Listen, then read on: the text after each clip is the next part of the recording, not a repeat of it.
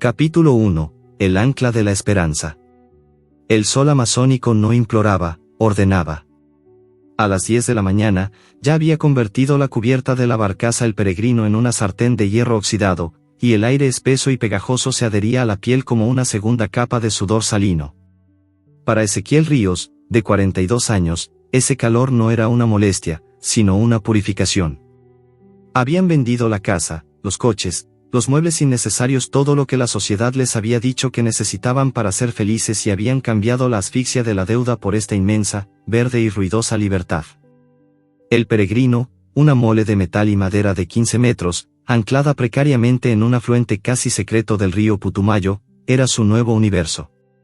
Valeria, su esposa, observaba con una mezcla de pánico contenido y fascinación desde la pequeña cocina de galera. Sus manos, que antes tecleaban informes financieros, ahora cortaban mangos con una precisión nerviosa. El barco era un desafío constante, la electricidad generada por un panel solar diminuto fallaba si un mosquito tosía, el agua potable debía ser filtrada 3 veces y, lo peor, el constante crujido del casco les recordaba su fragilidad flotante. «Parece que el río respira bajo nosotros», comentó Valeria, secándose el sudor de la frente con el dorso de la mano. Ezequiel sonrió, ajustando una tuerca en la rudimentaria radio. «Y nosotros respiramos con él, mi vida. Es el precio del silencio. ¿Escuchas? Excepto por el mono aullador, es un silencio que no tiene deudas». Pero para Alana, su hija de 10 años, el silencio no existía. Para ella, el mundo vibraba. Alana no estaba encubierta, estaba explorando la popa, una zona olvidada y polvorienta que los antiguos dueños habían sellado con tablas de contrachapado. Olía a moho, a óxido y a un dulzor terroso que le recordaba a la tierra mojada después de una lluvia intensa. Armaba un pequeño campamento bajo la luz tenue que se filtraba por una claraboya ciega. Retiró con cuidado un par de alfombras viejas, revelando un compartimento de metal en el suelo, sellado con remaches oxidados. Había una fisura milimétrica a lo largo del borde, y por esa fisura se colaba un olor. No era un olor malo, no era podrido. Era un olor a vida antigua, a agua profunda y a piel. Se arrodilló, acercó la nariz y aspiró. Era como oler el pasado. En el rincón más oscuro, sobre una pila de tela mohosa, Alana encontró su tesoro, un nido. No era un nido de pájaro. Eran cáscaras. 4 fragmentos grandes, de un color blanco cremoso, manchados con barro rojo. Eran inusualmente gruesas, más grandes que los huevos de gallina que conocía y curvadas en una forma que no podía identificar. Los acarició, sintiendo la rugosidad calcárea, imaginando qué criatura gigante y maravillosa podría haber eclosionado allí. Guardó una de las cáscaras más intactas en el bolsillo de su pantalón corto. Mientras tanto, en la orilla, don Elías, el pescador más viejo del pueblo más cercano, a 2 horas en canoa, observaba la barcaza con ojos de cuervo. Había esperado a que terminaran de descargar y se acercó, arrastrando su vieja canoa. «Buenas tardes, forasteros», dijo don Elías, su voz áspera como papel de lija. «Veo que han comprado la desgracia flotante». Ezequiel se acercó, extendiendo la mano con cordialidad. «Es el Peregrino. Nos gusta. Es simple, es nuestro. Y la hemos comprado barata». Don Elías ignoró la mano y escupió en el agua. «Barata porque tiene un inquilino, señor. Y un inquilino que no paga con dinero». El pescador comenzó su relato, encendiendo un cigarrillo de tabaco silvestre. Habló del devorador de sueños, la anaconda más grande que la gente había visto o imaginado. Habló de su color, que cambiaba según la luz, de cómo se movía sin hacer olas. «Es una leyenda, don Elías», intervino Valeria, con tono pragmático. «No. Es Iskay. La doble. La que no solo caza, sino que guarda. Dicen que se hizo amiga de la barcaza hace 50 años, cuando era una cría. Es su refugio. Y todo el que intenta quedarse en el Peregrino, se va. O desaparece». El pescador miró fijamente a Ezequiel, con una severidad que era casi una súplica. «Es su territorio. Ustedes son solo ruido para ella. Es la última de su clase, la anaconda negra. Nadie la ha visto en un cuerpo completo, pero todos sabemos que está ahí. A pesar de su escepticismo, la historia dejó un escalofrío en Ezequiel. El miedo primordial, la idea de compartir el hogar con una criatura de ese tamaño y mito, lo obligó a revisar mentalmente sus provisiones y rutas de escape.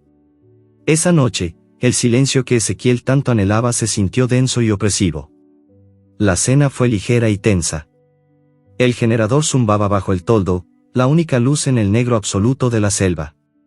Alana se durmió acunando la cáscara de huevo en su mano. Valeria y Ezequiel se quedaron en la cubierta, bebiendo café fuerte, escuchando los sonidos de la noche, el canto metálico de los grillos, el chapoteo ocasional de los peces. A eso de la medianoche, sucedió. No fue un golpe, ni un choque. Fue un retumbar. Un sonido sordo, profundo, que no venía del aire, sino del agua, magnificado por la caja de resonancia metálica que era el casco del peregrino. Carro-Ogdoom. Se sintió como si una mano gigante y fría estuviera masajeando lentamente el fondo de la barcaza. El sonido duró un segundo, una fricción metálica resonante, seguida inmediatamente por algo aún más aterrador, el silencio. Un silencio que no era la ausencia de sonido, sino la anulación de él. El chapoteo habitual del río se detuvo.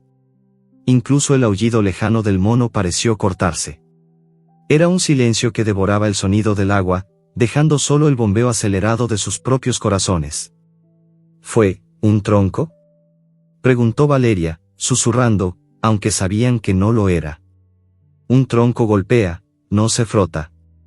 Tal vez, murmuró Ezequiel, mientras encendía una linterna y apuntaba temblorosamente a la oscuridad del río. No vio nada, solo la negrura absoluta. Fueron a revisar a Alana. Estaba profundamente dormida, ajena al terror de sus padres, pero no sin dejar su marca. Ezequiel apuntó la luz hacia la ventana sellada de la cabina. La condensación de la noche había empañado el cristal. Y allí, justo a la altura de la cara de Alana, si hubiera estado despierta, había un dibujo. No era una nube, ni un sol. Era una línea larga, suave y perfectamente curva, hecha por un dedo infantil sobre el vaho. La línea se elevaba desde la esquina inferior, ascendiendo con la elegancia de una ola, y terminaba con un punto grueso, un ojo simple. Una línea verde y curva, el cuerpo de una serpiente gigante, dibujada con el dedo tembloroso de su hija, trazada justo después del retumbar. Y la forma en que estaba dibujada, era demasiado perfecta, demasiado sabida. El pánico se apoderó de Ezequiel. No era la leyenda. Era real. Estaba bajo ellos, y Alana lo sabía. Se sintió un escalofrío, pero no de miedo, sino de una nueva y terrible realidad. La familia Ríos había vendido todo para encontrar un hogar en el agua. Pero en lugar de encontrar la paz, habían atracado justo encima de un mito viviente, justo sobre el territorio de Iskay.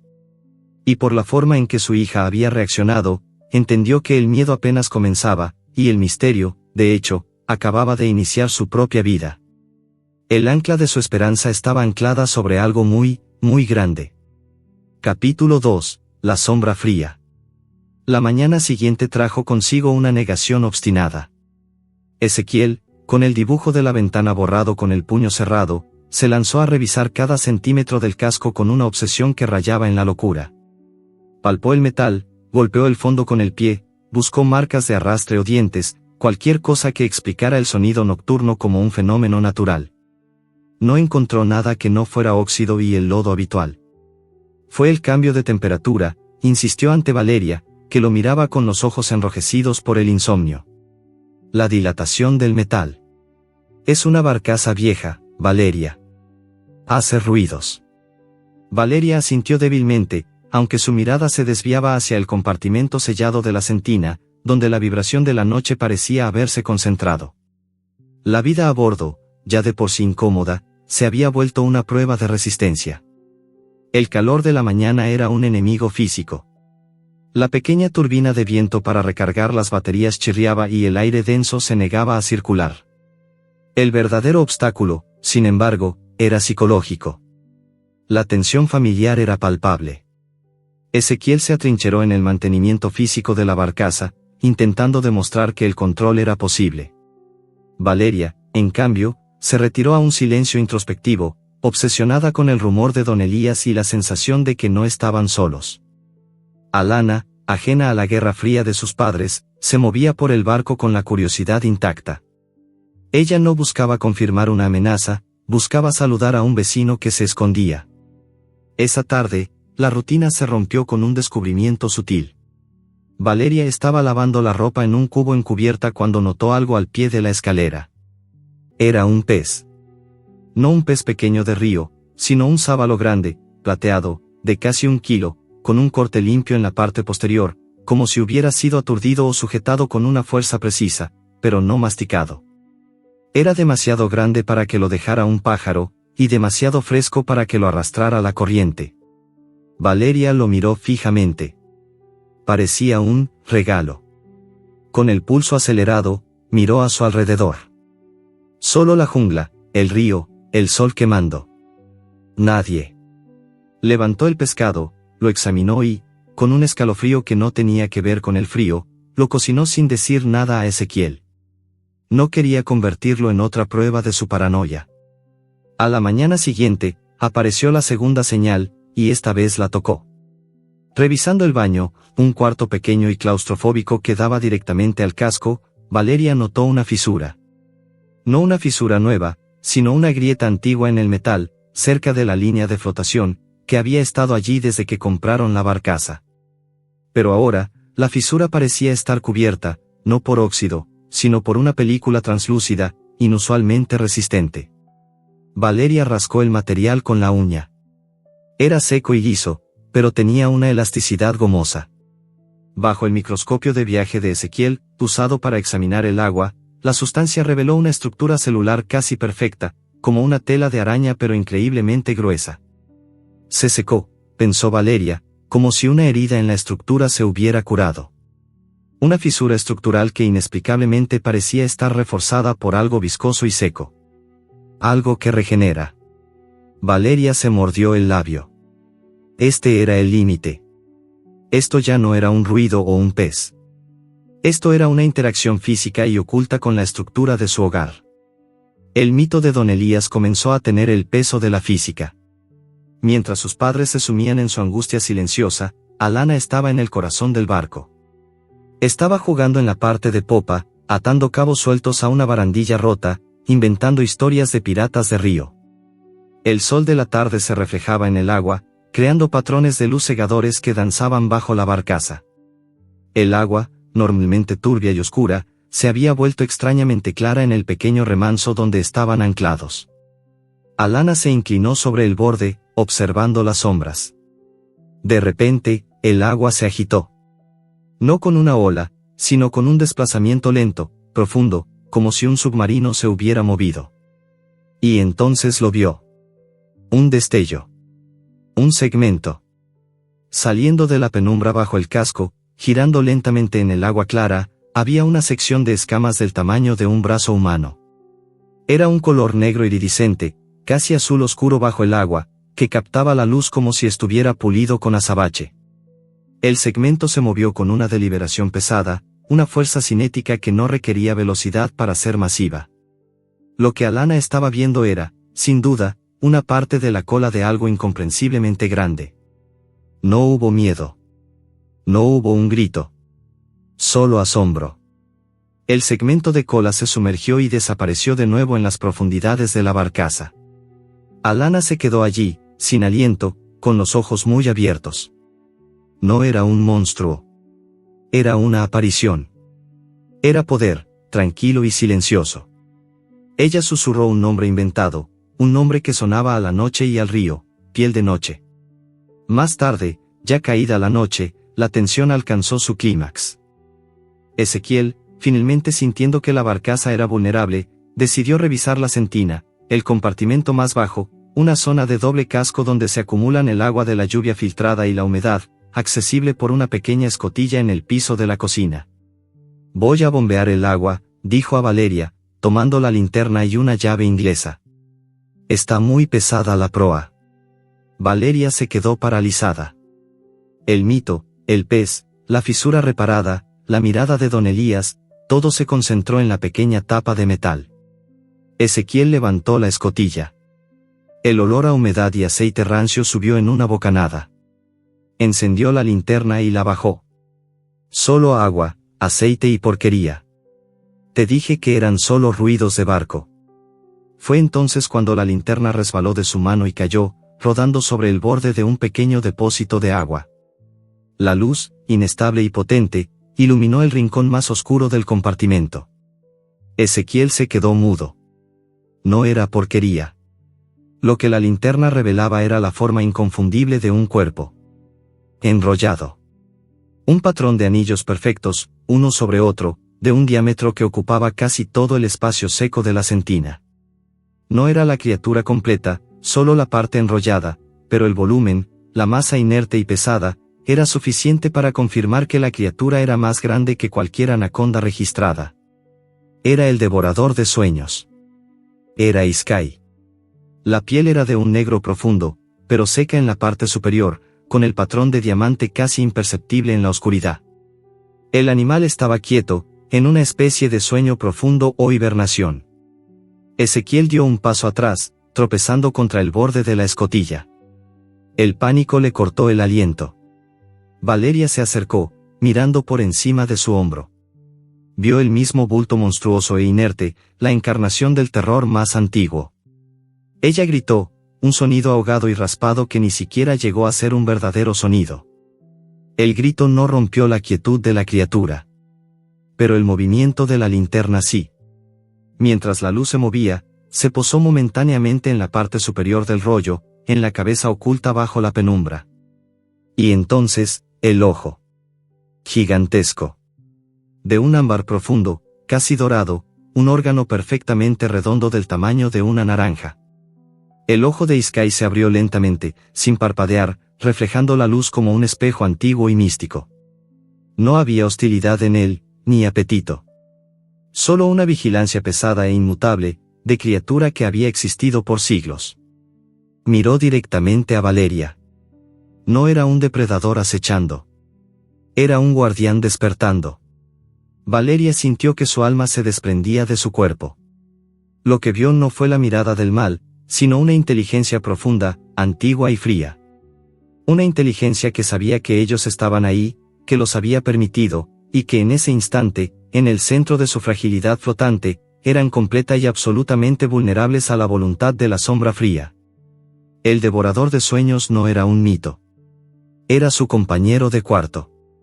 Y su casa, se dio cuenta Valeria con terror paralizante, estaba completamente a su merced. Capítulo 3. La negociación silenciosa. El pánico de Ezequiel y Valeria no se manifestó en gritos ni en huida, sino en una parálisis fría. Cerraron la escotilla de la sentina con una lentitud ritual, como si un movimiento brusco pudiera despertar la masa dormida bajo sus pies. Durante la siguiente hora, la pareja caminó en círculos por la cubierta, susurrando argumentos inconexos bajo el cielo estrellado. «Tenemos que irnos. Ahora», insistió Ezequiel, con el rostro descompuesto. El pragmatismo se había evaporado, reemplazado por el instinto de supervivencia. «¿Y a dónde vamos, Ezequiel?» Valeria no gritaba, pero su voz era una navaja. «Vendimos todo. Estamos a 6 horas de canoa de cualquier lugar seguro. Y ella sabe que estamos aquí». La idea de huir en la pequeña balsa auxiliar les parecía una traición a la criatura, y eso era lo más aterrador. En solo un instante, la anaconda había pasado de ser un mito a ser una presencia que exigía consideración. Mientras debatían la logística de una huida imposible, una voz infantil y somnolienta cortó el tenso silencio. «No se va a ir». Alana estaba de pie en la entrada de la cabina, envuelta en una manta, observándolos con esa extraña sabiduría que a veces tienen los niños. «Alana, cariño, ¿qué haces despierta?» Valeria se apresuró a abrazarla.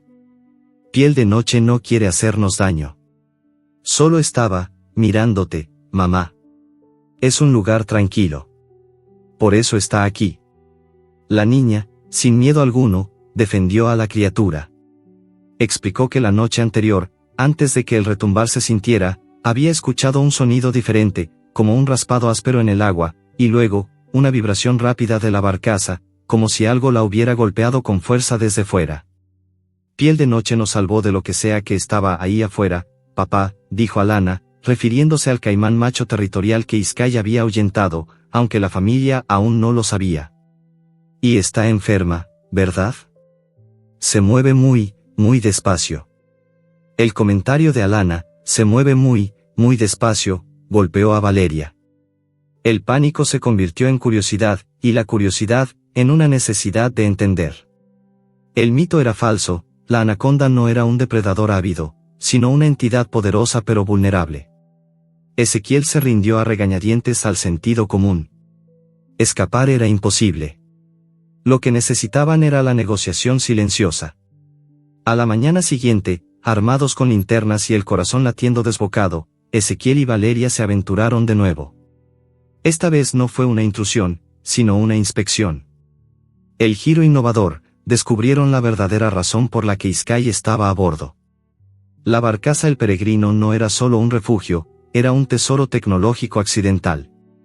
Su casco no estaba hecho solo de hierro, sino de una aleación antigua, casi en desuso, que, bajo el agua amazónica fría, mantenía una temperatura interior increíblemente estable, actuando como un termostato natural. Sky no estaba allí para cazarlos, estaba allí por la termorregulación crítica. La barcaza, o más precisamente, la Sentina, era el único lugar en kilómetros donde podía entrar en su hibernación semiacuática anual de manera segura y eficiente, esencial para su metabolismo gigantesco. La barcaza no era de la familia Ríos. Era, y siempre había sido, de la serpiente. Ellos eran los invasores. Este descubrimiento provocó un cambio sísmico en la dinámica familiar. El miedo dio paso a un respeto abrumador. Si Sky quisiera matarlos, ya lo habría hecho. Comenzaron las reglas de la caza. No ir a la Sentina bajo ninguna circunstancia. Dejar una ración generosa de pescado grande, el sábalo, no el más pequeño, en la proa cada tarde. Hablar en voz baja cerca del área de descanso. Era un pacto tácito de coexistencia. Perspectiva de Sky, vía descripciones sensoriales. Mientras la familia establecía estas reglas, la narración se deslizó hacia la perspectiva de la criatura. El mundo, para Sky, era un vasto tapiz de vibración, calor y olor. Los pequeños, ruidosos, que huelen a sal y jabón, los humanos, eran un patrón nuevo. Al principio, su peso en la cubierta, la vibración, era irritante, un zumbido agudo que interfería con el latido profundo y lento de su propio cuerpo. Su olor a químicos y comida cocida era discordante con la sinfonía natural del río. Pero estos ruidosos, de repente, se detuvieron. Y luego, el olor cambió. Ahora olía a respeto, a ofrenda, el pescado, y, más importante, a seguridad. Sky había sentido la incursión del caimán territorial. Para la anaconda, el casco de la barcaza era su piel, y cualquier amenaza a la piel era una amenaza a su paz. La presencia ruidosa y persistente de los humanos en la cubierta había ahuyentado al depredador, que prefería las aguas tranquilas y sin perturbaciones. Los humanos eran una molestia, sí, pero involuntariamente, eran también una guardia. La anaconda sintió la calma en la vibración de la madera. El zumbido agudo se hizo más soportable. El pacto estaba sellado, no con palabras, sino con la física de la supervivencia. Una calma precaria se instaló en el peregrino. Ezequiel y Valeria intentaron dormir, pero se despertaban cada hora, escuchando. La noche estaba tranquila, la respiración del río era normal. Pero la calma duró poco. El clima en el Amazonas es tan extremo como sus mitos. Una hora después de la medianoche, la tormenta llegó sin aviso. No solo la lluvia torrencial, que golpeaba el metal como miles de tambores, sino el viento, un huracán que doblaba las palmeras en la orilla. La barcaza se sacudió, chirriando en protesta. La furia del viento y el agua era demasiado para el viejo ancla. Ezequiel, el ancla. Gritó Valeria por encima del estruendo. Ezequiel se precipitó, usando la linterna para inspeccionar el cabo. La cuerda estaba deshilachándose con una rapidez alarmante. Estaban atados a la fuerza del río solo por unas pocas fibras viejas. «Se va a romper», gritó Ezequiel. Y con un chasquido seco y final que el metal amplificó, el ancla se rompió. El cabo salió volando con un látigo en el aire. El peregrino, libre de su amarre, comenzó a girar salvajemente. La popa se elevó y la proa se sumergió, y en la oscuridad y la lluvia, Ezequiel pudo oír el rugido inconfundible del agua agitándose en una zona de rápidos a unos cientos de metros río abajo. Si la barcaza llegaba a ese punto, se desintegraría contra las rocas. El pánico de la familia alcanzó su punto máximo. Valeria abrazó a Alana, que estaba llorando, no de miedo, sino por la furia del viento. «Estamos a la deriva, estamos perdidos», gritó Ezequiel, desesperado. Justo cuando la proa apuntaba directamente a la boca rugiente de los rápidos, sucedió. La barcaza se detuvo abruptamente. No fue un ancla nueva. No fue un tronco. Fue una fuerza viva y descomunal que se opuso a la tremenda inercia del río y del barco de 15 metros. Sintieron un tirón. Un tirón increíblemente lento pero de una potencia inimaginable. La barcaza se estabilizó de golpe, el chirrido de la madera y el metal cesó, reemplazado por un gemido tenso de la propia estructura. La barcaza se mantuvo firmemente contra la corriente, tensando la quilla, como si una cuerda de acero invisible la estuviera sujetando al fondo del río. Sky. La criatura, sintiendo la vibración del peligro y la rotura del ancla, había abandonado su refugio de termorregulación y, en un acto de autopreservación, había utilizado su masa corporal para anclarlos. Estaba enrollada alrededor de las raíces de un árbol gigante sumergido y había envuelto un segmento de su cuerpo alrededor del casco del peregrino, usándose a sí misma como un ancla biológica. La familia Río se quedó de pie, empapada y temblando, sintiendo la estabilidad milagrosa de su hogar. La tensión en la madera era la prueba. La criatura no solo convivía, sino que los había salvado de ser destruidos, protegiendo su propio refugio. Ezequiel miró la cubierta, no con miedo, sino con una gratitud muda. Susurró al metal. «Gracias, Sky». En la oscuridad, sintió una vibración lenta y pesada que recorrió la cubierta. Una respuesta. El pacto de coexistencia se había convertido en una alianza de supervivencia. Pero con la barcaza anclada ahora por una anaconda gigante, se dio cuenta de que si ella se movía, o si algo la asustaba, el control de su vida no estaba en sus manos, sino en sus escamas. Se habían entregado a la negociación silenciosa. Capítulo 4. Territorios compartidos. La mañana después de la tormenta amaneció con un cielo lavanda y un silencio casi reverencial. La barcaza, aunque cubierta de hojas y barro, se mantenía milagrosamente estable. Ezequiel salió a la cubierta, no para buscar un ancla perdida, sino para inspeccionar la quilla. No encontró escamas ni rastros de aceite de serpiente, sino la evidencia física del rescate. La pintura del casco estaba raspada en una amplia franja curva bajo la línea de flotación. La fuerza había sido monumental, suficiente para detener toneladas de metal a la deriva. No era un monstruo, sino una entidad poderosa con la que debían coexistir.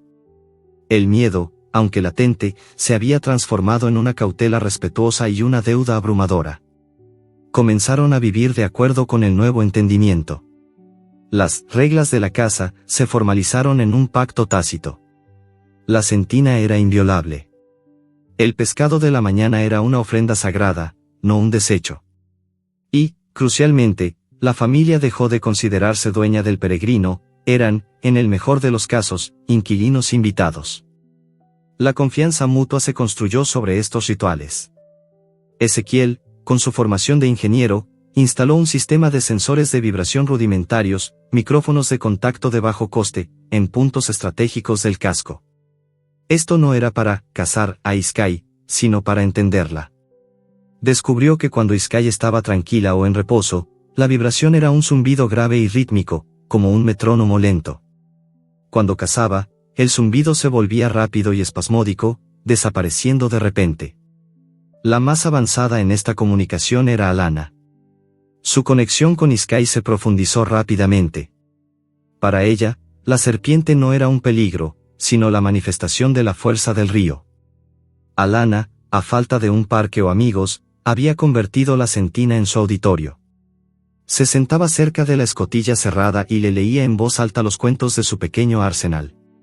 Y entonces, el pato feo se convirtió en un hermoso cisne, piel de noche, leía, apoyando la oreja contra el metal cálido. En respuesta, Iskay comenzó a dejar pequeñas ofrendas. En lugar del sábalo, Alana encontraba sobre la cubierta un trozo de mineral que brillaba como plata húmeda, o a veces, una planta medicinal rara que Valeria, con su conocimiento paramédico, identificó como un potente antiinflamatorio natural. Eran regalos que mostraban el conocimiento íntimo de las serpientes sobre el río y la selva. Iskay estaba pagando su alquiler, y la familia lo aceptaba con humildad y asombro. La convivencia era sostenible, casi idílica, pero la paz siempre es frágil en la selva. A mitad de la semana, don Elías, el viejo pescador, regresó. Había navegado con gran esfuerzo contra la corriente, y su rostro estaba cubierto de una mezcla de sudor, esfuerzo y paranoia renovada. «Tienen que salir de ahí», gritó, sin siquiera acercarse a la barcaza. «Sé que se quedó. El río lo dice». Ezequiel bajó a la canoa para hablar con él. «No hay nada, don Elías. Solo el barco y nosotros. Es la paz que buscábamos». «Paz. Ustedes han domesticado al demonio», espetó el anciano, señalando la barcaza con el dedo tembloroso. «Iskay es la última de su especie, Ezequiel. No es solo grande, es preciosa. El mito dice que su aceite da juventud eterna. No es solo por miedo que nadie se acerca a el peregrino, es porque la gente sabe que si la encuentran, se hacen ricos. Advertencia, cazadores la buscan. Y no son como yo. No tienen respeto». Las palabras del viejo pescador resonaron en el aire espeso, introduciendo una nueva y peligrosa dimensión a su coexistencia, la amenaza humana. La vulnerabilidad de Iskay era ahora la vulnerabilidad de la familia. Don Elías se fue tan abruptamente como llegó, dejando un rastro de pavor. Ezequiel y Valeria pasaron el resto del día discutiendo cómo proteger a la criatura de una amenaza que no podían contrarrestar con un siseo o un mordisco. El miedo de don Elías, sin embargo, se transformó en una acción equivocada. El viejo pescador regresó bajo la oscuridad de la noche. Estaba convencido de que la familia estaba retenida contra su voluntad o que habían sido engañados por el demonio. Intentaría una intervención.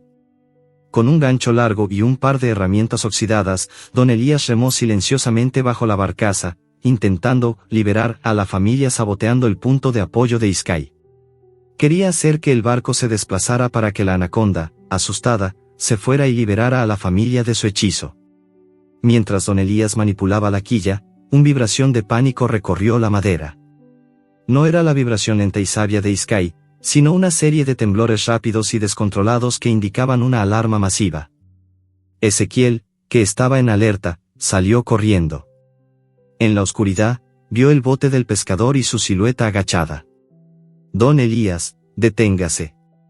Nos está poniendo en peligro», gritó Ezequiel. El pescador hizo caso omiso, concentrado en su tarea. Pero antes de que pudiera hacer más daño, el agua se agitó. El río estalló en un movimiento súbito y violento. Iskay emergió parcialmente del agua por primera vez a plena luz o semiluz de la luna. Fue una visión aterradora y sublime. Su cuerpo, de un negro oleoso, pareció infinito en la oscuridad. El agua goteaba de sus escamas, revelando su verdadera masa. La cabeza, del tamaño de un perro grande, se alzó lentamente, como un tótem oscuro, más alta que la barcaza. Los músculos de su cuello se tensaron, el cuerpo bajo el agua sosteniendo el peso de su ascenso. No atacó. Su boca se mantuvo cerrada. Pero de su inmenso pecho salió un sonido, un siseo profundo que no era de aire, sino de la presión de un cuerpo descomunal. Un sonido que no era agudo, sino grave, una frecuencia tan baja que hizo vibrar el aire, el agua y los huesos de don Elías. El pescador se congeló. Su rostro, iluminado por la débil luz de la luna, se torció en una máscara de terror absoluto. El siseo, que duró solo unos segundos, no solo era un sonido, sino una advertencia de poder absoluto. El mensaje era claro: vete. Este lugar está ocupado. Don Elías soltó sus herramientas. No volvió a mirar a la serpiente. Subió a su canoa con movimientos mecánicos, remó contra la corriente con una velocidad imposible y desapareció en la oscuridad, habiendo visto lo suficiente para que su paranoia se confirmara y su voluntad se rompiera. Ezequiel, Valeria y Alana observaron la escena desde la cubierta, temblando. La criatura, después de asegurarse de que la amenaza se había ido, se hundió con la misma deliberación lenta con la que había ascendido. La barcaza se instaló de nuevo en su paz silenciosa. Se habían enfrentado a un cazador, a un saboteador, y su guardián había respondido. Pero ahora, Ezequiel sabía que el mito de Iskay, llevado por don Elías, saldría de la selva y llegaría a oídos que no escucharían la vibración ni verían el asombro, sino solo el precio. Habían ganado una noche, pero la guerra por la vida de su protector apenas comenzaba. La barcaza era segura, pero ahora, el mundo exterior era el verdadero peligro. Capítulo 5. El idioma de la piel. La mañana era de una quietud que no existía antes de Iskay. Después del encuentro con don Elías y la majestuosa exhibición de poder de la anaconda, la familia Río se movía por la barcaza con una reverencia casi religiosa. Habían atestiguado la encarnación de un mito y la criatura les había perdonado la vida y defendido su hogar. El capítulo se convirtió en una exploración sensorial del nuevo idioma que la familia estaba aprendiendo. El idioma de Iskay no era el sonido, sino la vibración y la presión. Alana, especialmente, era la intérprete más dotada. Se sentaba en el suelo de la cabina, descalza, y podía distinguir los matices. Si la criatura estaba en calma, un zumbido grave y lento, la barcaza era silenciosa y segura. Si estaba en casa, un golpe seco y la desaparición total del peso, sabían que debían permanecer quietos y esperar las ofrendas. Si estaba en alerta, un pulso rápido y espasmódico, la tensión en el metal les ordenaba la inmovilidad. El estado de ánimo de la serpiente, calma, caza, alerta, se transmitía a través del movimiento del casco de la barcaza. Valeria, la antigua paramédica, se sumergió en la introspección. Una tarde, con Ezequiel pescando y Alana dormida, se quedó sola.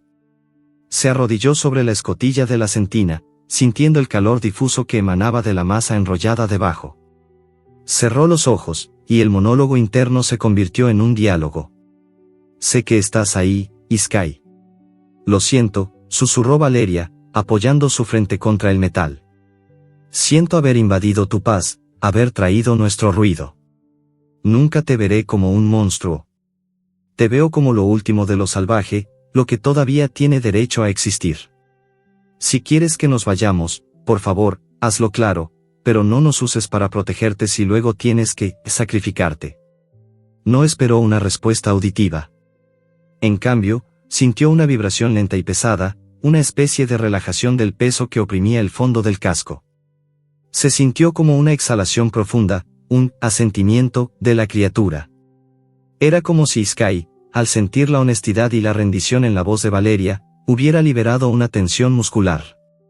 Era una conversación sin palabras, una prueba de que la inteligencia de la anaconda era mucho más profunda de lo que la ciencia, o el mito, podía medir.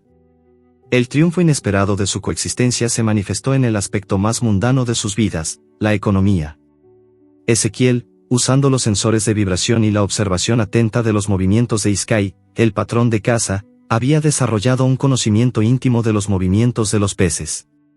Iskay, al ser un superdepredador, había limpiado la zona inmediata de ejemplares enfermos o débiles, obligando a los cardúmenes sanos y fuertes a concentrarse en ciertas áreas del afluente. El resultado fue que Ezequiel, en su canoa auxiliar, encontraba con facilidad los mejores caladeros. No solo pescaba para el sustento familiar y la ofrenda, sino que comenzó a intercambiar excedentes en el pequeño pueblo. Su presencia y la de Iskay, que disuadía a los pescadores furtivos, habían creado involuntariamente un ecosistema saludable a su alrededor. La vida en el río era, contra todo pronóstico, económicamente viable gracias a su guardián. Habían vendido todo para ser libres, y la serpiente gigante les estaba ayudando a pagar el precio de esa libertad. Pero la paz trae consigo la complacencia, y el mundo exterior siempre es más ruidoso que el río. Esa tarde, el aire se tensó con un sonido que no era orgánico, el rumor inconfundible y grave de un motor potente y no local, que avanzaba a gran velocidad. No era el motor ruidoso y antiguo de un pescador local, era el rugido limpio y eficiente de una lancha rápida. El rumor de la leyenda había llegado a oídos equivocados.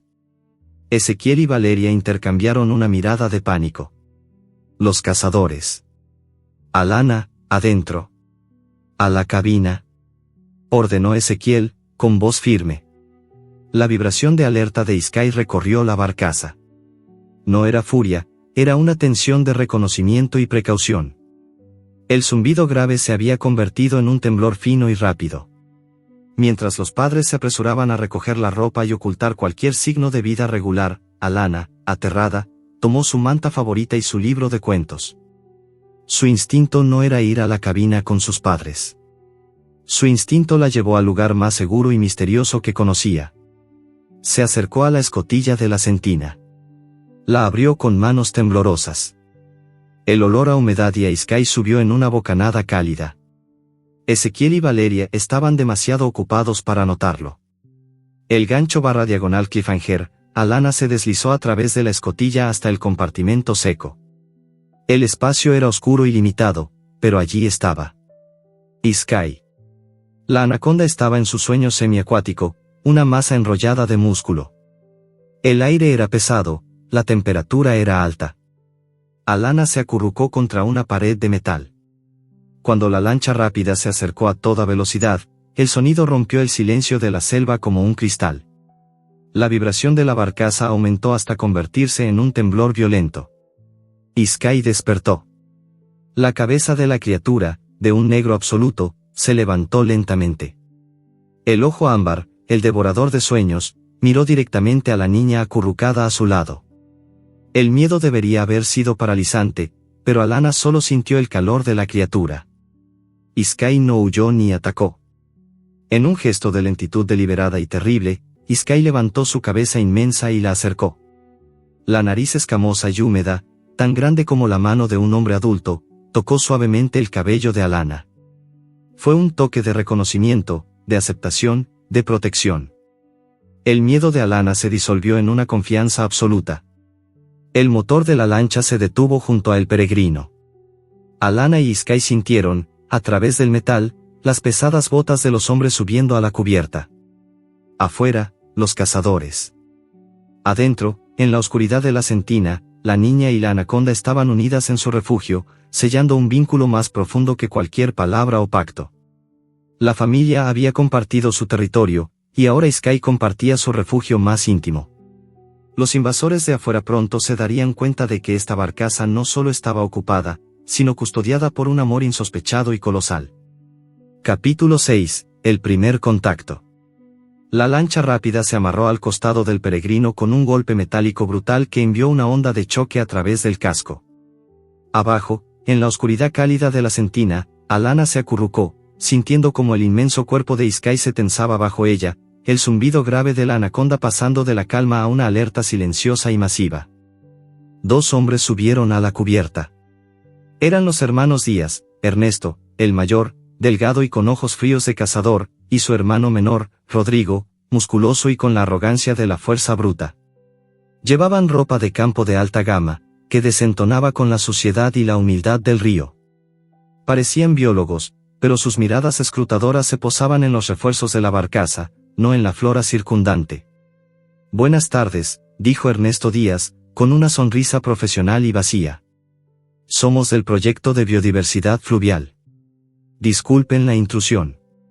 Ezequiel y Valeria salieron de la cabina, adoptando una postura de cansancio y desinterés. Sabían que el destino de Sky dependía de su actuación. No hay problema, respondió Ezequiel, con un tono neutro. Solo somos una familia que intenta vivir tranquila. No tenemos mucho que ver con la biodiversidad. Por supuesto, dijo Rodrigo Díaz, paseándose por la cubierta, sus botas resonando cerca de la escotilla de la sentina, enviando una sacudida a Alana y a Sky. Es solo que nos han llegado rumores sobre la fauna local. De hecho, nos dijeron que aquí había una especie de anaconda legendaria. Una anomalía de tamaño. Valeria se rió, forzando una carcajada débil. Ah, ¿el devorador de sueños? Nos tienen hartos con esa historia. Si vieran lo que es este barco, entenderían que si hubiera algo así, no cabría. Ernesto sonrió, pero sus ojos se entrecerraron. Miró la proa. Notamos que tienen un calado inusualmente bajo para una barcaza que parece abandonada. ¿Están cargados de algo pesado? Ezequiel tuvo que mentir sobre la marcha. Sí, madera. Tuvimos un pequeño problema de estabilidad y estamos usando madera pesada y rocas para equilibrar. La estamos preparando para que sea habitable. El pacto de no agresión que habían establecido con Sky se convirtió en la mejor arma de la familia. La presencia de la anaconda, que no emitía ni un solo sonido, hacía que la barcaza pareciera una trampa inestable y peligrosa.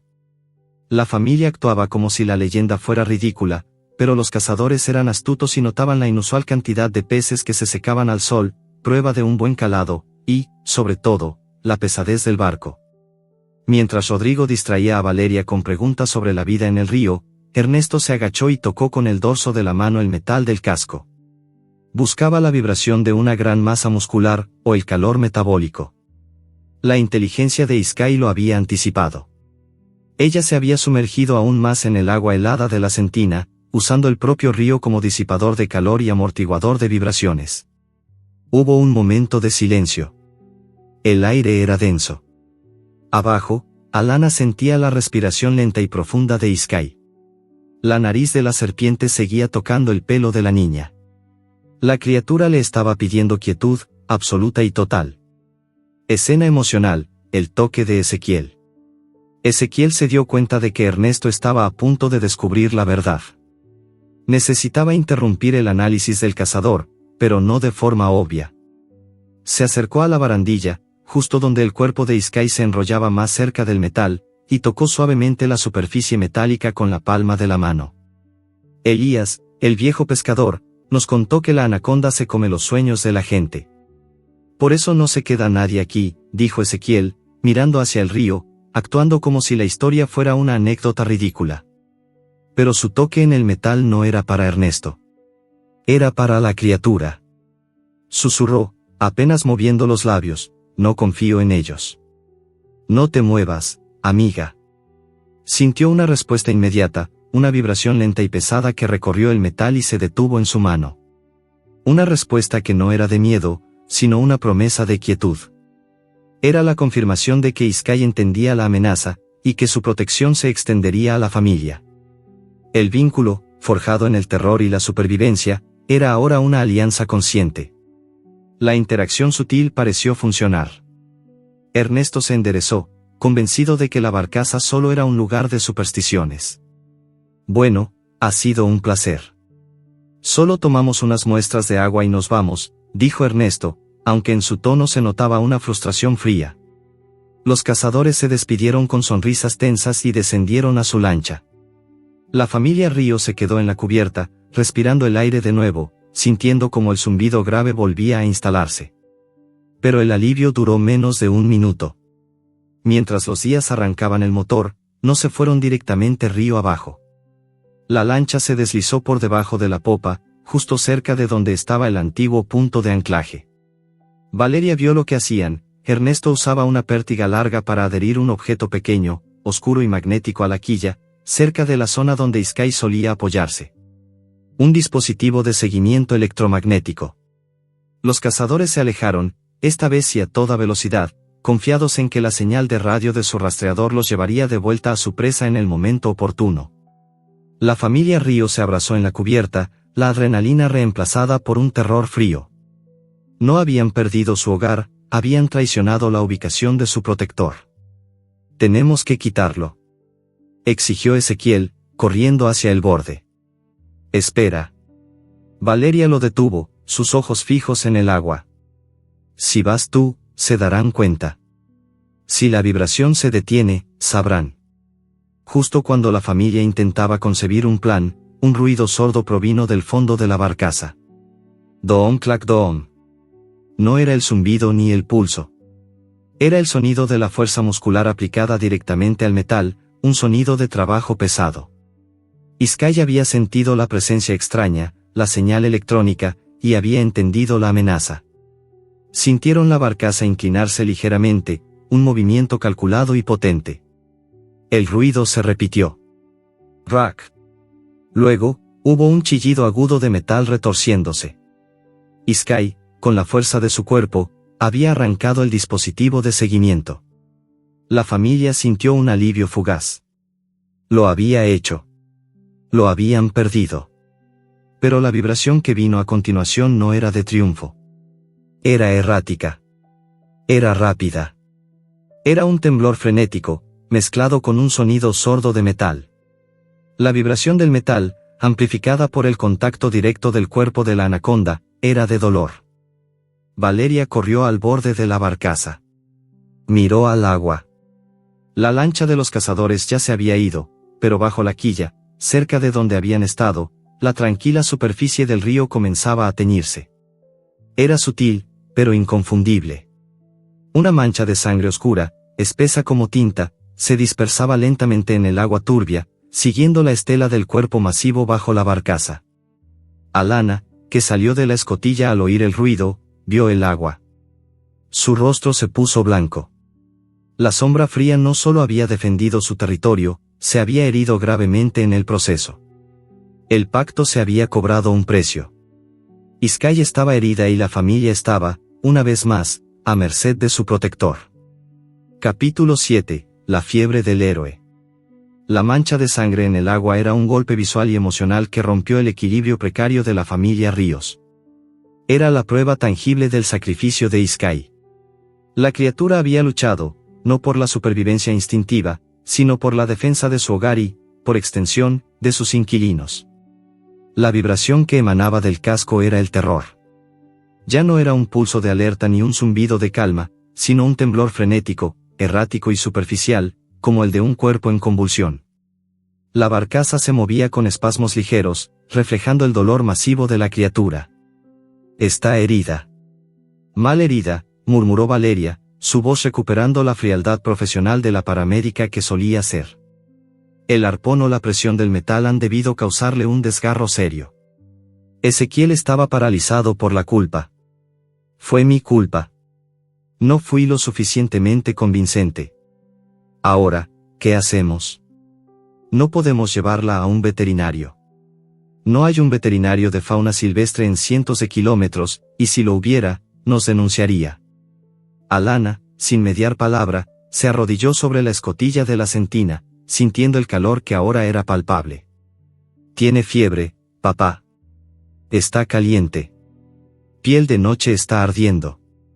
El diagnóstico de la niña era certero. El calor metabólico de un reptil tan grande era, en circunstancias normales, disipado por el agua fría del río y la aleación especial del casco. Pero la herida y la infección incipiente habían disparado una reacción. La vibración se había convertido en fiebre. El sacrificio, la necesidad de actuar era urgente y superaba cualquier miedo. Si Sky moría de infección, no solo perderían a su guardián, sino que tendrían que lidiar con los restos de un animal de 20 metros en el fondo de su barcaza. El miedo se convirtió en una necesidad de rescate.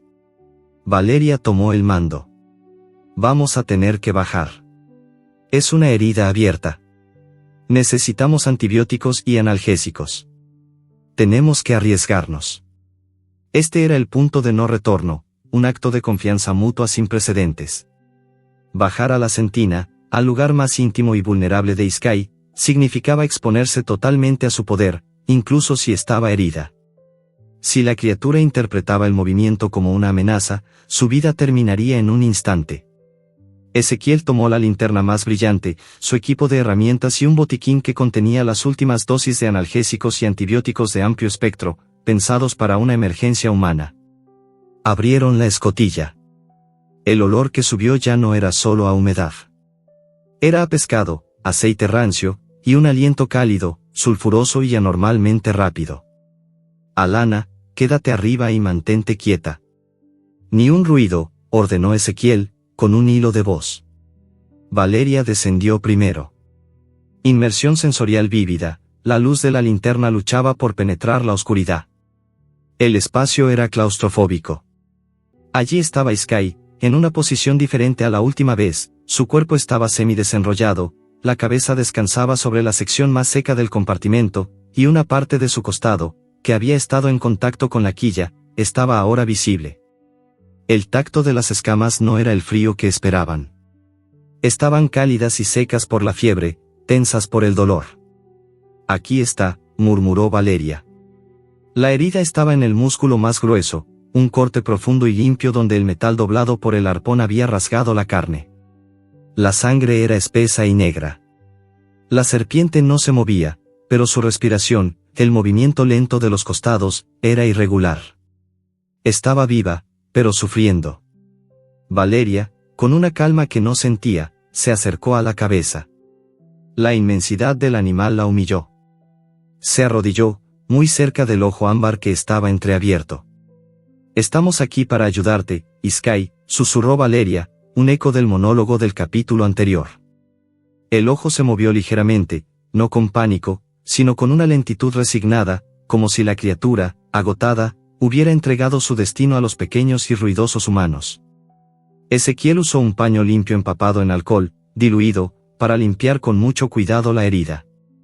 La serpiente emitió un siseo bajo, no de amenaza, sino de dolor intenso. Ezequiel se detuvo, esperando el golpe, la reacción. No llegó.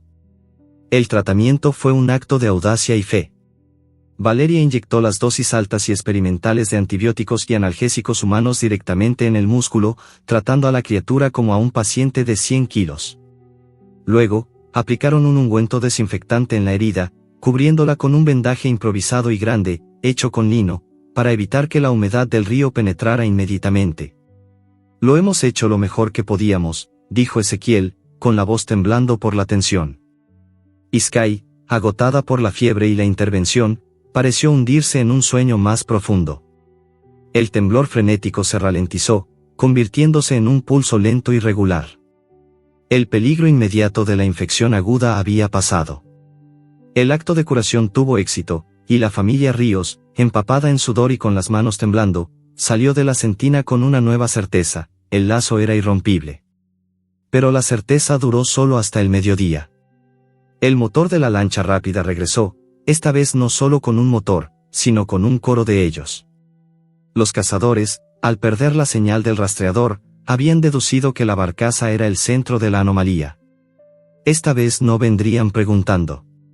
Ezequiel corrió a la cubierta. 2 lanchas se acercaban, y había al menos 5 figuras a bordo. Llevaban redes de captura, lanzas de metal y, peor aún, un arpón de pesca motorizado a bordo de la lancha principal. «No preguntan, vienen a cazar», gritó Ezequiel a Valeria. No había tiempo para huir. Su único refugio era su hogar, la barcaza, y su única defensa, la criatura herida que dormía abajo. «A la cabina. Alana, quédate con nosotros», ordenó Valeria. Pero Iskay, a pesar de la sedación, había sentido las vibraciones de los motores y las voces agresivas. El pulso lento que indicaba la curación se disparó en una explosión de alerta y furia. Mientras los cazadores se preparaban para abordar, sucedió. La luz se apagó. No fue un fallo del panel solar. Iskay, con un esfuerzo supremo, se movió bajo el casco y desconectó, o rompió, el generador principal y el cableado que suministraba energía a la barcaza. El mundo se sumió en la oscuridad total. Solo quedaba el sonido de los motores y el chapoteo. «Nos cortaron la luz», gritó Ernesto Díaz desde una de las lanchas, pensando que era la familia. «No importa. Vamos. Aseguren el casco», ordenó Rodrigo. La familia Ríos se quedó en la oscuridad de la cubierta. Escucharon las botas pesadas de los cazadores subiendo. Estaban a bordo. Bajo sus pies, el cuerpo de Iskay, el héroe febril, ya no emitía un temblor de dolor, sino un siseo inaudito de poder contenido. Un siseo que hacía vibrar la madera, no por miedo, sino por furia calculada. La barcaza, su hogar, era ahora un campo de batalla ciego. Y la familia, unida a la criatura herida por un lazo de supervivencia y gratitud, se preparaba para la batalla en la oscuridad total. Capítulo 8. El baile en la oscuridad.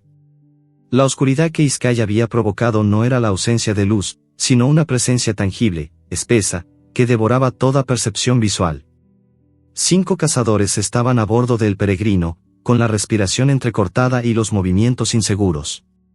Para Ezequiel, Valeria y Alana, sin embargo, era un lugar que conocían con la punta de sus dedos. Combate ingenioso, la barcaza se convirtió en un laberinto.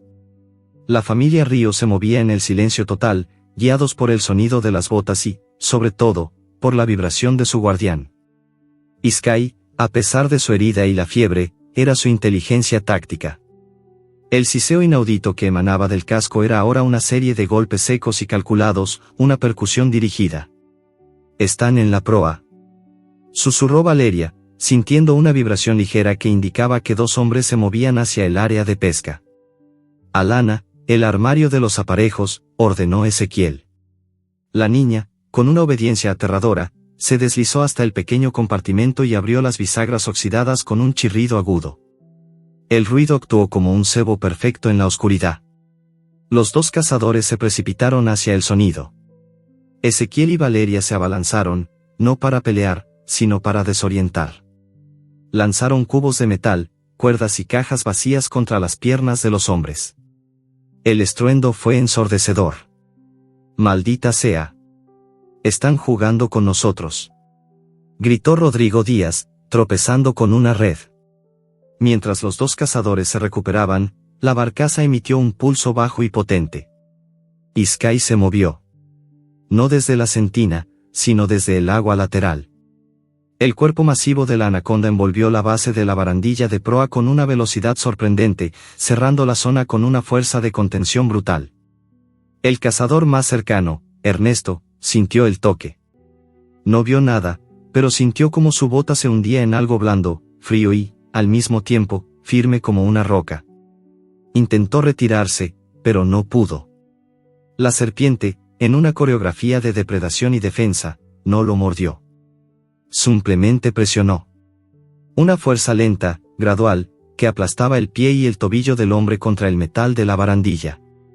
El grito de Ernesto fue amortiguado por la oscuridad y la presión, convirtiéndose en un sonido ahogado y raspado, un terror mudo. «Ernesto. ¿Qué pasa?», gritó Rodrigo. El caos se instaló. Los otros cazadores, desorientados por el ruido, se apresuraron a ayudar a su compañero. Ezequiel, aprovechando el desorden, pudo deslizarse y robar el arpón motorizado de la lancha principal, arrojándolo al río. Escena de acción / tensión. La familia Ríos, sintiendo el ritmo de Sky, el pulso firme indicando que la criatura estaba en control, sabía que la anaconda usaría su fuerza con moderación, protegiendo tanto a su guarida como a la familia. «Sigan moviéndose. Hagan ruido. Que no se acostumbren a la oscuridad», gritó Ezequiel. La familia lanzó lo que pudo: sillas, mantas, herramientas. La barcaza se sacudía al ritmo del baile en la oscuridad. La serpiente se movía bajo el suelo, la vibración, coordinándose perfectamente. Un cazador fue desarmado cuando Sky golpeó un compartimento lateral, enviando una caja de aparejos a sus manos. Otro cayó al agua cuando Sky inclinó la barcaza con un movimiento rápido y sutil. La coordinación era perfecta. Sky no usaba la violencia, usaba la física. Su inteligencia estratégica era el arma más mortal. Solo quedaba el líder, Rodrigo Díaz. Estaba furioso y desesperado, sintiendo como el mito se convertía en una realidad que se burlaba de su arrogancia. «Muestren la luz. Cobardes», gritó. Rodrigo, en su desesperación, desató el clímax del capítulo. Sacó una bengala de emergencia, la encendió y la arrojó al centro de la cubierta.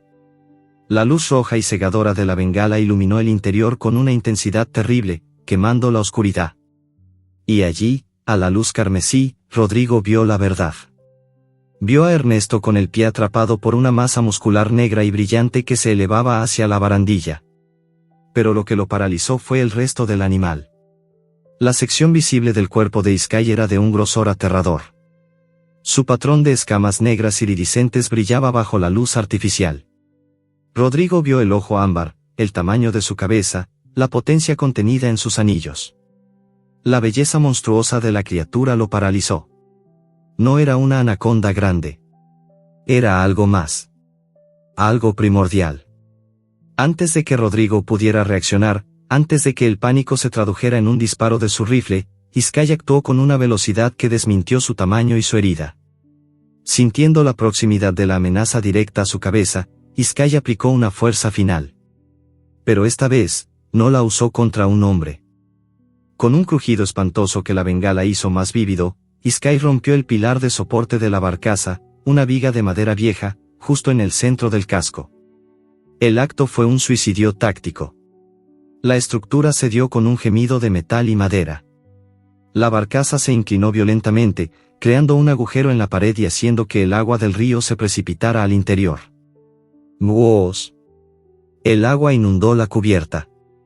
La barcaza comenzó a hundirse, no lentamente, sino con una decisión que la criatura había forzado. Los cazadores, Rodrigo incluido, cayeron al agua helada, gritando y luchando contra la corriente y el pánico. Al ver que su presa había elegido hundir su propio refugio en lugar de rendirse, los Díaz y sus hombres huyeron en sus lanchas, arrastrando a su compañero herido. La furia del río era demasiado incluso para ellos. La familia Ríos estaba a salvo, pero su hogar, el Peregrino, se estaba yendo a pique. El agua subía rápidamente. Ezequiel tomó a Valeria de la mano, y juntos agarraron a Alana. Subieron a la pequeña balsa auxiliar que siempre llevaban amarrada. Flotaron unos metros, observando cómo su vida de sueño se hundía lentamente. Gancho/diagonal cliffhanger. Mientras la barcaza se sumergía, y el agua lamía las últimas secciones de la cubierta, vieron un movimiento final. Iskay, liberada por la rotura que ella misma había causado, se deslizó por el agujero en la pared de la sentina. No huyó al río. Subió a la cabina principal, ya parcialmente inundada. Valeria y Ezequiel observaron, paralizados por la sorpresa. La serpiente masiva usó su cabeza para empujar una mochila pequeña de Alana, donde guardaba su diario y sus dibujos, que estaba flotando cerca. Con una precisión asombrosa, Iskay empujó la mochila, la elevó por encima del agua y la dejó cuidadosamente en el pequeño bote auxiliar, justo a los pies de Alana, en un acto de salvación de lo más preciado de la niña. Luego, sin una mirada atrás, Iskay se sumergió, desapareciendo por completo en el agua turbia, dejando a la familia Ríos flotando en su balsa, con su mochila intacta. Había hundido la barcaza para salvarse y salvarlos, y en su último acto como guardián del Peregrino, había asegurado el recuerdo y los sueños de la niña. Capítulo 9. El adiós silencioso. La balsa auxiliar flotaba a la deriva, balanceándose suavemente sobre las aguas que minutos antes habían sido el escenario de una batalla visceral. La familia Ríos, Ezequiel, Valeria y Alana, se sentaron en el bote, cubiertos de barro, agua de río y el hollín de la bengala. Detrás de ellos, la barcaza El Peregrino, su hogar y su sueño de vida simple, daba su último suspiro. El metal chirrió, el agua gorgoteó y la enorme mole se hundió lentamente, siendo absorbida por el río hasta que solo quedaron unas pocas tablas flotantes. Habían perdido todo, de nuevo. Pero esta vez, la sensación no era de derrota, sino de una paz extraña y profunda. Habían perdido una propiedad, pero habían ganado la certeza inquebrantable de su vínculo y una nueva perspectiva de vida. Se fue, susurró Alana, aferrando la mochila que Iskay había rescatado. No se fue, corrigió Valeria, con la mirada fija en el remolino que marcaba el lugar del hundimiento. Ella está abajo. Está, a salvo, quizás. Pasaron las horas en la balsa, esperando la luz. El amanecer llegó, tiñendo el cielo de naranja y oro. El río estaba tranquilo de nuevo, la calma subsiguiente a la violencia. La familia remó suavemente hasta una orilla cercana, un pequeño claro cubierto de raíces y lodo, y anclaron la balsa. Reunión emocional. Unas horas más tarde, a la luz plena del amanecer, Valeria estaba curando los pequeños cortes de Ezequiel cuando Alana, que estaba sentada en silencio mirando el río, levantó la mano. Miren. La familia observó. A una distancia segura, donde el río ya era amplio, la superficie se rompió con una lentitud que solo la masa descomunal de Iskay podía imponer. La anaconda emergió parcialmente, su cabeza y un segmento de su cuerpo de un negro oleoso. Iskay no se acercó. No vino a la orilla. Se detuvo a unos 100 metros, lo suficiente para ser vista, lo suficiente para mostrar su supervivencia. Su silueta era imponente, pero el cuerpo, por primera vez, no se movía con tensión ni con furia. Parecía estar en paz. Era una despedida. La criatura se quedó allí por un largo minuto, observando a los humanos. La familia no se movió, temiendo romper el instante sagrado. Se establecieron una última vez, a través de la distancia, la mirada, una comunicación pura de gratitud, respeto y dolor por la partida. Luego, Iskay se sumergió en las aguas profundas, sin dejar ni una ola tras de sí. El devorador de sueños había desaparecido, volviendo a ser un mito, pero un mito que había marcado para siempre sus vidas. Reflexión profunda. Esa noche, acurrucados bajo un toldo improvisado, con el pequeño fuego crepitando, Ezequiel y Valeria tuvieron su diálogo final, un monólogo doble que encapsulaba el viaje. ¿Recuerdas, Valeria, por qué vendimos todo?, preguntó Ezequiel, mirando las estrellas. Queríamos deshacernos de la carga. De la casa, de las deudas, del miedo a no tener suficiente. Valeria acarició la cabeza de Alana, que dormía a su lado. Sí. Y pensamos que nos compraríamos un hogar. Un objeto. Y descubrimos que nuestro hogar era un inquilino. Una leyenda. Ezequiel sonrió débilmente, una sonrisa de profunda realización. No vendimos nuestra vida para vivir en un barco, Valeria. Vendimos nuestra vida para salvar a una leyenda. Y ella nos salvó a nosotros. Nos liberó de nuestros últimos miedos, de nuestros últimos objetos. Ella nos enseñó el verdadero minimalismo, solo necesitas la gente que amas y la inteligencia para coexistir. El río era ahora su hogar. No por la barcaza, sino por la criatura que lo habitaba y el secreto que compartían. La familia decidió no volver a la ciudad. La idea les parecía ahora absurda y pequeña. Nos quedaremos, dijo Valeria, con una convicción que nunca tuvo en la barcaza. No como dueños, sino como guardianes. Regreso al inicio, giro final. Alana despertó con los primeros rayos de sol. Lo primero que hizo fue tomar la mochila que Iskay había salvado. Su diario, sus lápices, todo estaba seco. Abrió el diario para dibujar la silueta de su piel de noche. Y entonces lo encontró. Algo cayó de entre las páginas, algo que no había puesto allí. Era una escama. No era una escama cualquiera. Era del centro, grande, más ancha que su pulgar, y brillante como el ópalo. Los colores negros y azules se refractaban con cada movimiento de su mano. Era una escama de sacrificio, una que Iskay había debido perder en la lucha o en el proceso de curación. Un regalo. Una promesa. Mientras Alana la miraba, sintió un cambio en el aire. Un sonido. Esta vez, no era un motor agresivo, sino uno moderno y silencioso. Un zumbido de alta tecnología, acercándose con lentitud científica. Era un bote bien equipado, con un logotipo discreto de conservación. Alana lo escuchó acercarse a la orilla. Ezequiel y Valeria se tensaron. No son los días, murmuró Ezequiel. No tienen el mismo sonido de furia. El bote atracó. Dos figuras, vestidas con uniformes de biólogos, se bajaron. Eran profesionales. Eran la última amenaza, la amenaza bien intencionada, la que podía clasificar y capturar. Disculpen, dijo la líder, una mujer con un acento extranjero. Estamos buscando una anomalía. Una especie que creíamos extinta. Hay rumores de una anaconda negra gigante. Buscamos a la especie perdida. El destino de Iskay ahora dependía de una mentira. La familia Ríos, sentada junto al río, con la escama de ópalo en la mano de Alana, estaba lista para mentir y defender su santuario. La mujer bióloga sonrió. Cualquier información sería crucial para la conservación.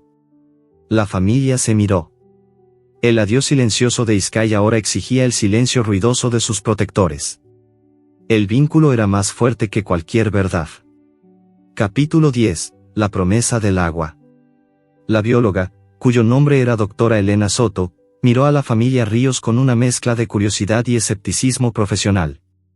Estaba buscando una leyenda, y en su lugar, había encontrado a una familia empapada, sentada junto a las ruinas flotantes de lo que había sido su hogar. ¿Anaconda gigante? dijo Ezequiel, adoptando una pose de agotamiento convincente. Se rascó la cabeza, con un suspiro dramático. Señora, el único animal gigante que vimos fue el caimán que atacó nuestra barcaza anoche. ¿Un caimán que hundió la barcaza?, preguntó la doctora Soto, su voz revelando su duda. No fue un solo caimán, intervino Valeria, uniendo su actuación. Eran 3 machos territoriales, muy grandes.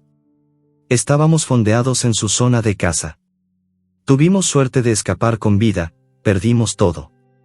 Mire, ahí está la prueba, señaló el agua, donde la mancha de sangre, ya difusa, era ahora solo un sedimento oscuro. Podría ser cualquier cosa, incluso el aceite del barco, o sangre animal.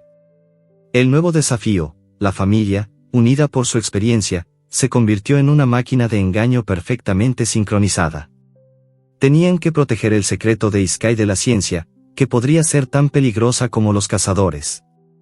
Alana, la más hábil con la verdad, se acercó a la bióloga con su escama de ópalo escondida en el puño.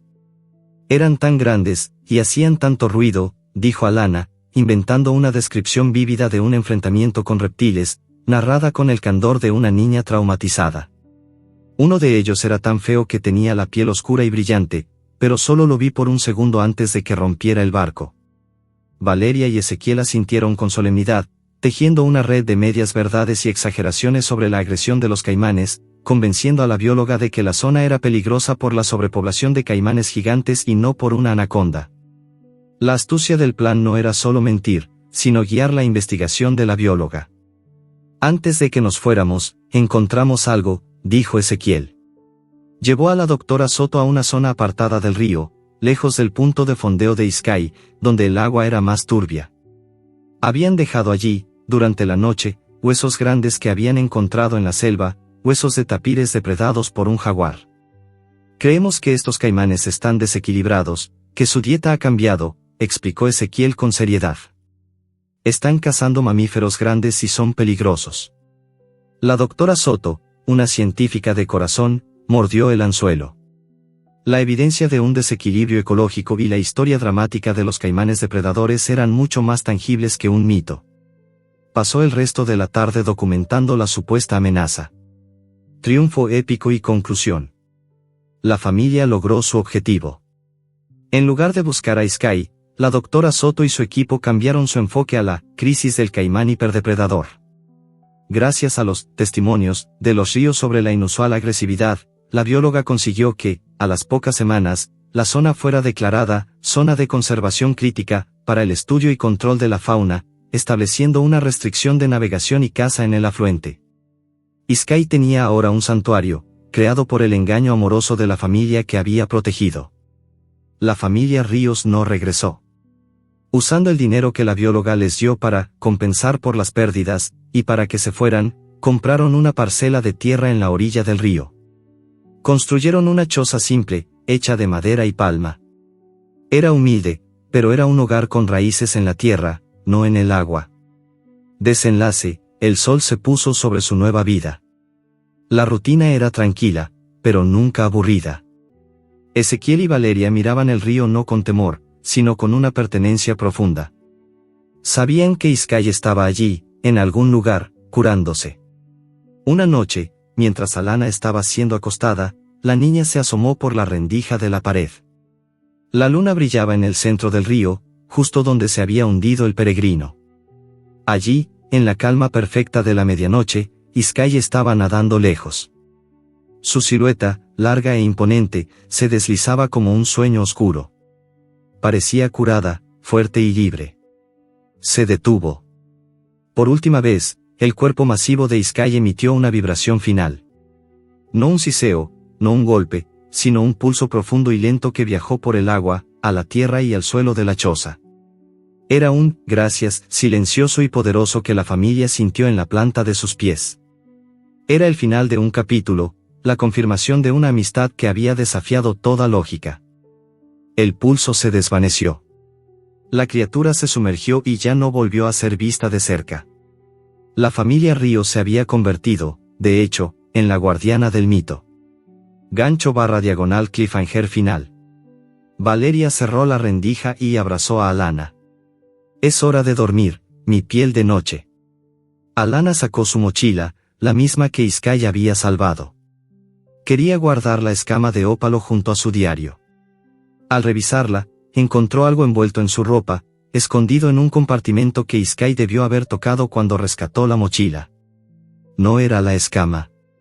Era el objeto que había encontrado el primer día, la cáscara de huevo que la niña había guardado de la centina. Pero esta cáscara era diferente. Alana la sostuvo con las dos manos. No estaba vacía. No era del presente. La cáscara era sorprendentemente pesada y dura, con una textura que no era calcárea, sino pétrea. Al examinarla a la luz de la lámpara de aceite, Ezequiel notó la verdad. No era de este año. Estaba fosilizada.